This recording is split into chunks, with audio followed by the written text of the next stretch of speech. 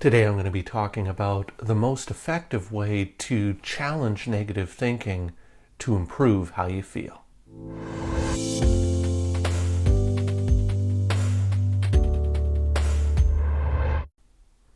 Hi everyone. In today's video we're going to be talking about a tool called thought challenging, which is an important and effective way of changing the way you think and indirectly getting at improving how you feel emotionally and challenging feelings of depression. But before I get into that, just a couple of disclaimers to go over. I'm a registered psychologist in the province of British Columbia, Canada, and this video is for informational purposes only. It is not intended as a substitute or replacement for advice from your doctor or mental health professional. Now, with those two things out of the way, let's start talking about thought challenging. Now, in previous videos, I've talked about the importance and the role that thinking plays in depression, and that depression is often driven by negative thought patterns that sometimes occur entirely outside of our awareness. We call these automatic thoughts.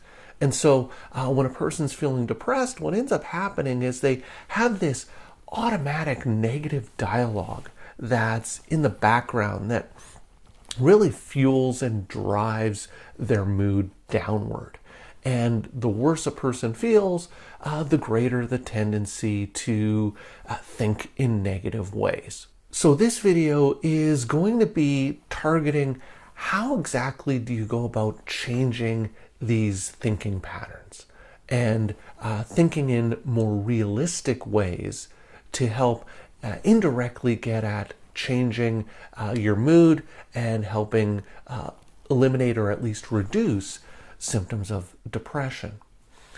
Now, before you can do the thought challenging part of cognitive therapy, which is what we're talking about here, the first step you need to do is to be aware of what it is that you're thinking.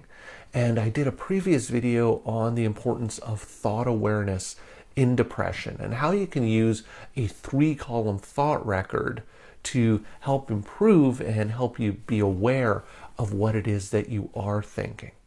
Now, if you haven't seen that video, I strongly encourage you to watch that video. I'll link to it up above and also in the comments section down below. I strongly encourage you to take a look at that video first because this is kind of part 2 of that video. So it goes on to explain what do you do once you've completed a 3-column thought record. So in a quick review, 3-column thought record has you focus on what's the situation. So the who, what, where, when. And what are the emotions that you're experiencing in that situation? And what are the automatic thoughts that are coming up in that situation that are driving those emotional states?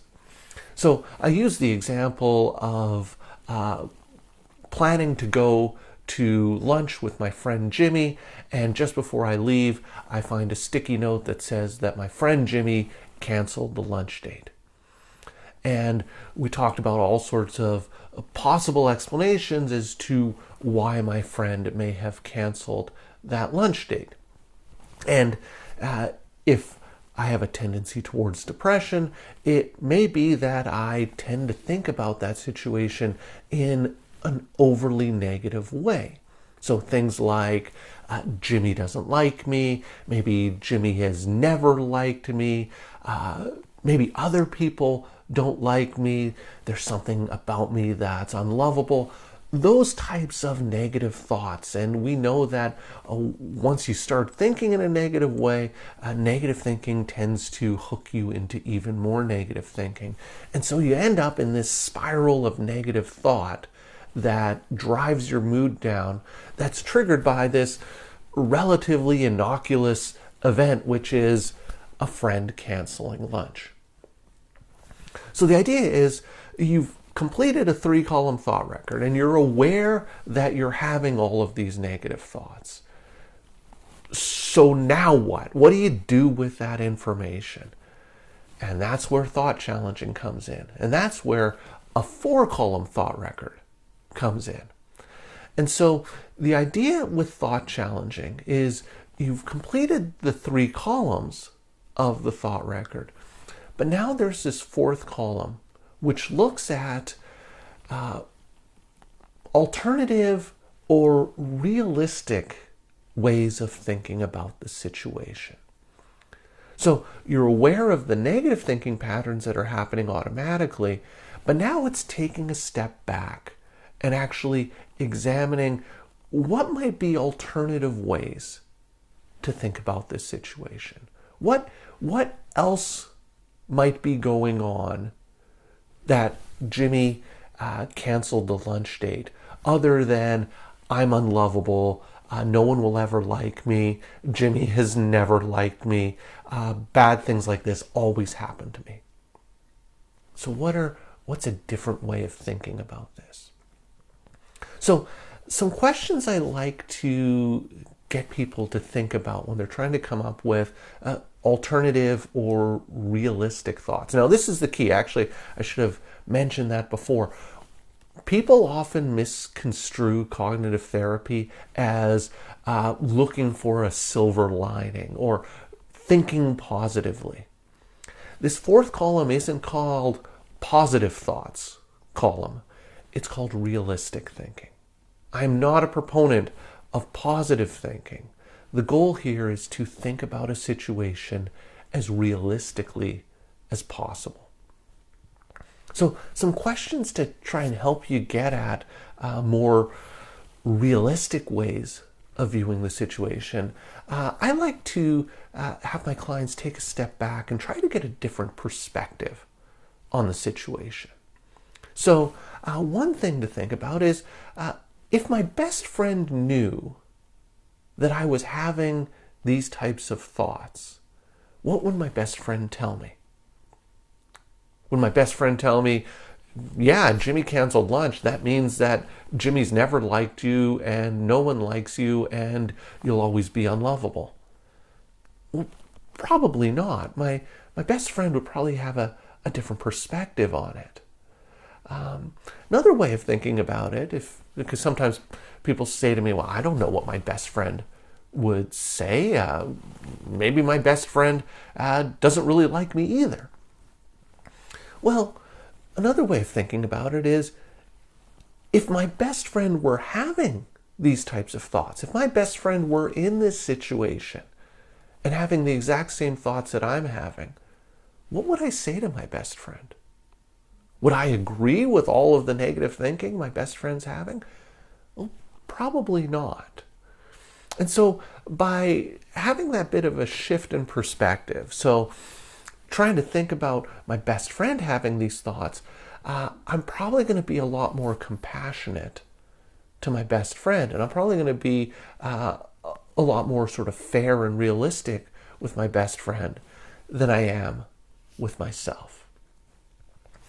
Another question to ask is, when I'm not feeling this way, do I tend to think about this type of situation any differently? So when I'm not feeling really down or blue, do I tend to think about these types of setbacks in a different way? Well, probably. When I'm not feeling down, my friend canceled lunch. Okay, it's not that big of a deal. It's not the end of the world. It doesn't really mean that much. But when I'm feeling depressed, these types of setbacks feel like a much bigger thing.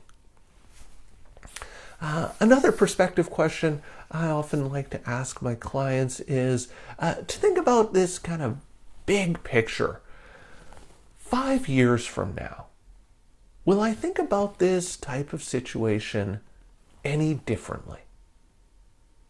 Right? 5 years from now, will a friend canceling a lunch date really be the catastrophic event that I feel it is right now in this moment?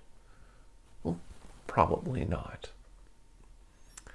Another question to ask is there any examples, or do I have any examples that demonstrate that the way I'm thinking isn't entirely true 100% of the time. So oftentimes in the third column, you'll see a lot of words like always or never. So maybe Jimmy has never liked me, or people are always letting me down.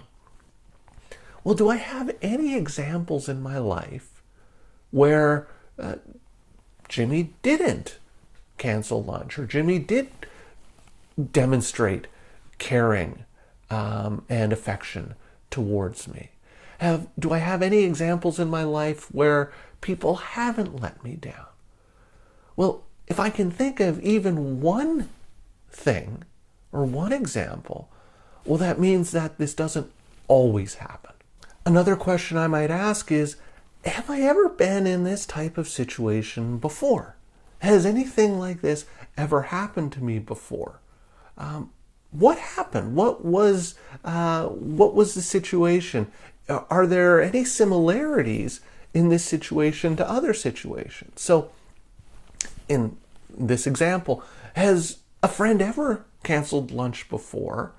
And what were the reasons for that? Well, maybe I've had lots of experiences in my life where friends have canceled lunch for perfectly valid reasons that had nothing to do with them not liking me or not caring about me.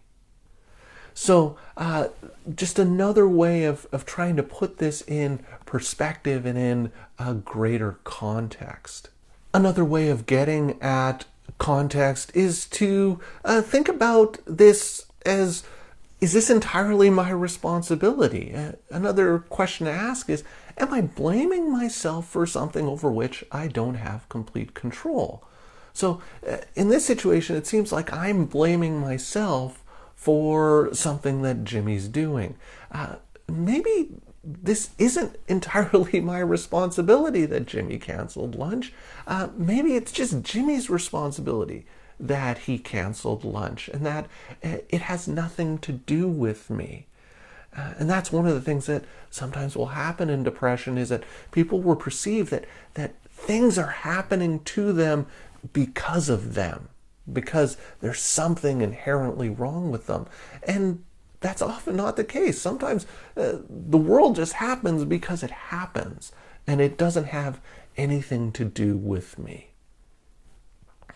So you have a whole bunch of questions here that you can ask to try to come up with a more realistic or balanced way of thinking about this situation. So at the end of this 4-column thought record, what you have is a third column of those negative automatic thoughts, and you have a fourth column of more alternative or balanced, realistic thoughts.